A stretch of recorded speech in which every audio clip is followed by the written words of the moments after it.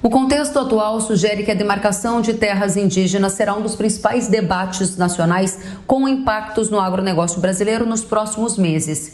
Isso porque tanto o governo eleito para assumir a partir de 2023, quanto alguns dos ministros do Supremo Tribunal Federal têm feito acenos à questão indígena.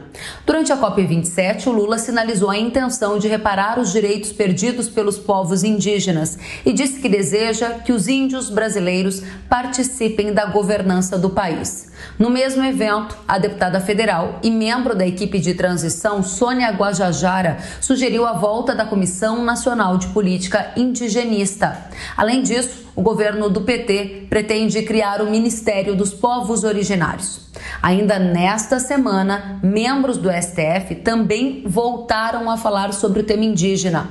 O ministro Dias Toffoli disse em evento em Nova York que o Brasil deve 2/3 do território aos índios e que uma das alternativas para a questão seria a desapropriação de agricultores com o pagamento de indenização. Uma sinalização amarga para o setor agro, que pode ver o aumento do risco do direito de propriedade e até uma revogação do marco temporal das terras indígenas que está lá parado no STF.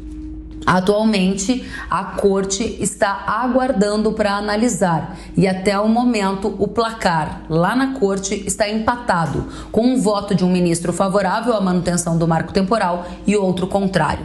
Diante de tudo isso, não é de se estranhar que a qualquer momento neste cenário o marco temporal das terras indígenas volte à pauta do plenário da Corte. De olho nisso, nós procuramos a assessoria do STF, que nos respondeu que o tema não tem previsão de data para análise na casa. E por que o marco temporal das terras indígenas importa para o agronegócio brasileiro?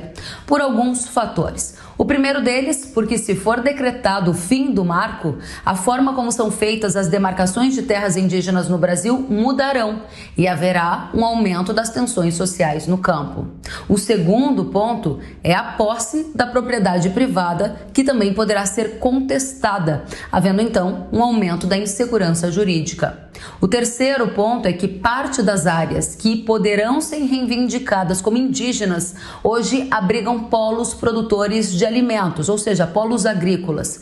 Com o fim do marco temporal, parte dessa área poderia ser destinada a terras indígenas no Brasil. De acordo com um estudo do Instituto Pensar Agro, a pecuária saltaria de 14,1% para 27,8% percentual de terra indígena no território nacional, podendo alcançar mais de 230 milhões de hectares. E diante de esses e outros pontos, é clara a importância do debate para o agro, não é? Hoje o agro representa 27% do PIB brasileiro, é um dos principais setores da economia nacional. Impactar o agro é impactar a economia toda, né? Acabar com o marco temporal é retroceder e fomentar conflitos no campo.